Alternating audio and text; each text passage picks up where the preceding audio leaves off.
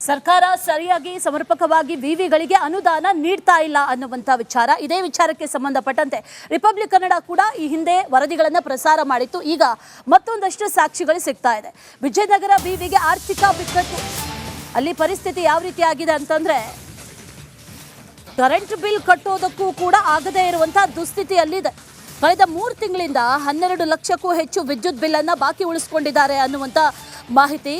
Kannada ವಿವಿಗೆ current cut ಮಾಡಿದ್ದಾರೆ. ಈಗ ಜೆಸ್ಕಾಂ ಅಧಿಕಾರಿಗಳು ಈ ಹಿಂದೆ ಸೂಚನೆಯನ್ನ ಕೊಟ್ಟಿದ್ರು, ಬಿಲ್ ಕಟ್ಟದೇ ಇದ್ರೆ ಕರೆಂಟ್ ಕಟ್ ಆಗುತ್ತೆ ಅನ್ನುವಂಥದ್ದನ್ನ ಹೇಳಿದ್ರು. ಈಗ ಬಿಲ್ ಬಾಕಿ ಇರೋದ್ರಿಂದ ಕರೆಂಟ್ ಕಟ್ ಮಾಡಿದ್ದಾರೆ ಸಿಬ್ಬಂದಿ. ಹೊಸಪೇಟೆ ತಾಲೂಕಿನ ಕಮಲಾಪುರದಲ್ಲಿರುವಂತಹ ಕನ್ನಡ ವಿವಿಗಳ ದುಸ್ಥಿತಿ ನೋಡಿ. ಸರ್ಕಾರದಿಂದ ಅನುದಾನ ಬರ್ತಾ ಇಲ್ಲ. ವರ್ಷಕ್ಕೆ ಸುಮಾರು 8 ಕೋಟಿಯಷ್ಟು ಬೇಕು, ಆದರೆ ಸರ್ಕಾರ ಕೊಡ್ತಾ ಇರೋದೆಷ್ಟು? ಅದರಲ್ಲಿ ಕರೆಂಟ್ ಬಿಲ್ ಕಟ್ಟೋದಕ್ಕೂ ಸಾಧ್ಯ ಆಗ್ತಾ ಇಲ್ಲ ಅನ್ನುವಂಥದ್ದನ್ನು ಈಗಾಗಲೇ ಹೇಳಲಾಗ್ತಾ ಇದೆ. ಇಂಧನ ಇಲಾಖೆಗೆ 7 ಎಕರೆ ಜಮೀನನ್ನು ಕೊಟ್ಟಿದ್ರು, ಅದನ್ನೀಗ ವಾಪಸ್ ಕೊಡಿ ಅಂತ ಕೇಳ್ತಾ ಇದ್ದಾರೆ. ಇಲ್ಲಾಂತಂದರೆ ಕನ್ನಡ ವಿವಿಗೆ ಬರುವಂಥ ವಿದ್ಯುತ್ ಬಿಲ್ ಏನಿದೆ ಅದನ್ನು ಫ್ರೀ ಮಾಡಬೇಕು ಅನ್ನುವಂಥ ಒತ್ತಾಯ ಕೂಡ ಈಗ ಕೇಳಿ ಬರ್ತಾ ಇದೆ. 25-30 ವರ್ಷದ ಹಿಂದೆ ಈ ಜಮೀನೊಂದನ್ನು ಕೊಟ್ಟಿದ್ರು, ಈಗ ಅದನ್ನು ವಾಪಸ್ ಕೊಡಿ ಅನ್ನುವಂಥದ್ದನ್ನು ಕೇಳಲಾಗ್ತಾ ಇದೆ. ವಿವಿಯ ಪರಿಸ್ಥಿತಿ ಈಗ ನಿಜಕ್ಕೂ ಕೂಡ ಬಿಗಡಾಯಿಸಿದೆ. ಸರ್ಕಾರ ಸಮರ್ಪಕವಾಗಿ ಅನುದಾನವನ್ನು ನೀಡ್ತಾ ಇಲ್ಲ. ಕರೆಂಟ್ ಬಿಲ್ ಸೇರಿ ಪುರಸಭೆ ತೆರಿಗೆ ಹಣ ಕಟ್ಟೋದಕ್ಕೂ ಕೂಡ ದುಡ್ಡಿಲ್ಲ. ತೆರಿಗೆ 50 ಲಕ್ಷ ರೂಪಾಯಿ ಬಾಕಿ ಇತ್ತು. ಸುಮಾರು 15 ವರ್ಷದಿಂದ ಪುರಸಭೆ ತೆರಿಗೆಯನ್ನು ಕಟ್ಟಿರಲಿಲ್ಲ. 50 ಲಕ್ಷ ಬಾಕಿ ಇತ್ತು. ಪುರಸಭೆಯ ಅಧಿಕಾರಿಗಳು ಇಲ್ಲಿ ಪ್ರತಿ ವಾರ ಬಂದು ನಮ್ಮ ಬಾಕಿ ಕೊಡಿ, ನಮಗೆ ಮೇಲಿನ ಅಧಿಕಾರಿಗಳ ಒತ್ತಡ ಇದೆ ಅಂತ ಹೇಳ್ತಾ ಇದ್ರು. ಅದನ್ನು ನಾವು ಸುಮಾರು ಕಳೆದ ವರ್ಷ ಆ 50 ಲಕ್ಷ ರೂಪಾಯಿಯನ್ನು ಬೇರೆ ಬೇರೆ ಹಣವನ್ನು ಹೊಂಚಿ ಅದನ್ನು ನಾವು ತೀರಿಸಿದ್ದೇವೆ.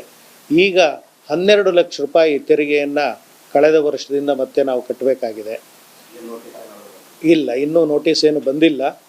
ಅನುದಾನ ಬಂದ ನಂತರ ಏನಾದರೂ ಹೊಂದಾಣಿಕೆ ಮಾಡಿ ಕಟ್ತೀವಿ ಅಂತ ಹೇಳಿದ್ದೀವಿ. ಹೀಗಾಗಿ ತೆರಳಿದ್ದಾರೆ.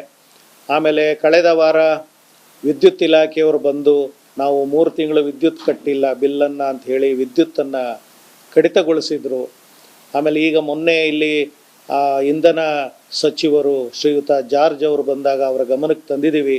ಅವರು ತಕ್ಷಣ ಅಲ್ಲೇ ಇದ್ದಂಥ ಹಿರಿಯ ಅಧಿಕಾರಿಗಳನ್ನು ಕರೆದು ಇವರ ಸಮಸ್ಯೆಯನ್ನು ಬಗೆಹರಿಸಿ ಅನ್ನುವಂಥ ಒಂದು ನಿರ್ದೇಶನವನ್ನು ಕೊಟ್ಟಿದ್ದಾರೆ. ಯಾಕೆ ಅಂದರೆ ಕನ್ನಡ ವಿಶ್ವವಿದ್ಯಾಲಯ 10 ವರ್ಷದ ಮುಂಚೆಯೇ ಈ ವಿದ್ಯುತ್ ಇಲಾಖೆಗೆ 7 ಎಕರೆ ಜಮೀನುಗಳನ್ನು ಉಚಿತವಾಗಿ ಕೊಟ್ಟಿದೆ.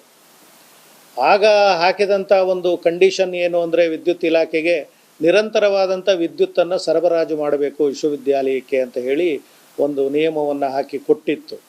ಆದರೆ ಯಾವುದೇ ಅಗ್ರಿಮೆಂಟನ್ನು ನಾವು ಇದೇ ವಿಚಾರಕ್ಕೆ ಸಂಬಂಧಪಟ್ಟಂತೆ ಡೀಟೇಲ್ಸ್ ಅನ್ನು ಕೊಡ್ತಾರೆ ನಮ್ಮ ಪ್ರತಿನಿಧಿ ಸುರೇಶ್. ದೂರವಾಣಿ ಸಂಪರ್ಕದಲ್ಲಿ ಜಾಯಿನ್ ಆಗಿದ್ದಾರೆ. ಸುರೇಶ್, ಈ ಹಿಂದೆ ಏನು ಕರಾರು ಮಾಡ್ಕೊಂಡಿದ್ರು? ಜಮೀನಿಗೆ ಬದಲಾಗಿ ವಿದ್ಯುತ್ ಅಂತ ಏನಾದರೂ ಅಗ್ರಿಮೆಂಟ್ ಮಾಡ್ಕೊಂಡಿದ್ರಾ?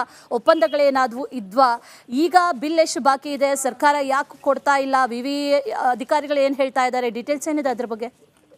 ಖಂಡಿತ ಅಶ್ವಿನಿ, ಏನು ರಾಜ್ಯದಲ್ಲಿ ಕನ್ನಡದ ಸಂಶೋಧನೆಗಾಗಿ, ನೆಲ ಜಲದ ಸಂಶೋಧನೆಗಾಗಿ ಉದಯ ಆಗಿರ್ತಕ್ಕಂತಹ ಏಕೈಕ ವಿವಿ ಹಂಪಿ ಕನ್ನಡ ವಿಶ್ವವಿದ್ಯಾಲಯ. ಆ ವಿಶ್ವವಿದ್ಯಾಲಯಕ್ಕೆ ಇವತ್ತು ಆರ್ಥಿಕ ಮುಗ್ಗಟ್ಟಿನ ಪರಿಸ್ಥಿತಿ ಎದುರಾಗಿದೆ. ಕನಿಷ್ಠ ಕರೆಂಟ್ ಬಿಲ್ ಕಟ್ಟಲಿಕ್ಕೂ ಕೂಡ ರಾಜ್ಯ ಸರ್ಕಾರ ಹಣ ಕೊಡದೇ ಇರತಕ್ಕಂತಹ ಪರಿಸ್ಥಿತಿ ಇವತ್ತಿರ್ತಕ್ಕಂಥದ್ದು. ಏನು ಇಡೀ ವಿಶ್ವವಿದ್ಯಾಲಯದಲ್ಲಿ ಹೆಚ್ಚು ಕಡಿಮೆ 4 ಲಕ್ಷದಷ್ಟು ಕರೆಂಟ್ ಬಿಲ್ ಬರ್ತದೆ ಅಂತಕ್ಕಂಥದ್ದು. ಆ 4 ಲಕ್ಷದಷ್ಟು ಕೂಡ 1 ತಿಂಗಳಿಗೆ ಕರೆಂಟ್ ಬಿಲ್ ಅನ್ನ ಪಾವತಿ ಮಾಡಿಕೆ ಆಗದೆ ಇರತಕ್ಕಂಥ ಪರಿಸ್ಥಿತಿ. ದುರಂತ ಅಂತೇಳಿ ಹೇಳೋದಾದ್ರೆ ಕರೆಂಟ್ ಬಿಲ್ ಕಟ್ಟಕ್ ಆಗದೆ ಇರತಕ್ಕಂತಹ ಕಾರಣಕ್ಕಾಗಿ ಕರೆಂಟ್ ಅನ್ನು ಕೂಡ ಇಡೀ ವಿಶ್ವವಿದ್ಯಾಲಯದಲ್ಲಿ ಸ್ಥಗಿತಗೊಳಿಸಿತ್ತು.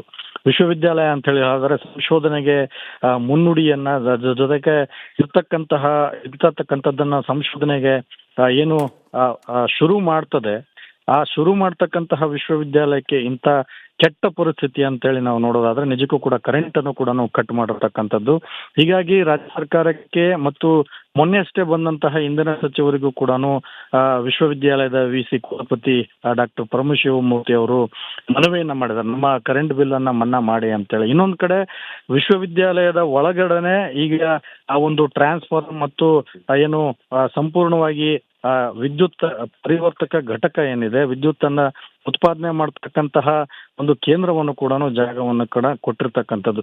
ಅದಕ್ಕೂ ಮ್ಯಾಚ್ ಮಾಡ್ರಿ ಅಂತ ಹೇಳಿದ್ರು ಕೂಡ ಜೆಸ್ಕಾಂ ಅಧಿಕಾರಿಗಳು ಕೇಳ್ತಾ ಇಲ್ಲ ಅಂತಕ್ಕಂತಹ ಮಾತುಗಳನ್ನ ಹಂಪಿ ವಿಶ್ವವಿದ್ಯಾಲಯದ ವಿಸಿ ಅವರು ಅಳಲನ್ನ ತೋಡಿಕೊಂಡಿರ್ತಕ್ಕಂಥದ್ದು.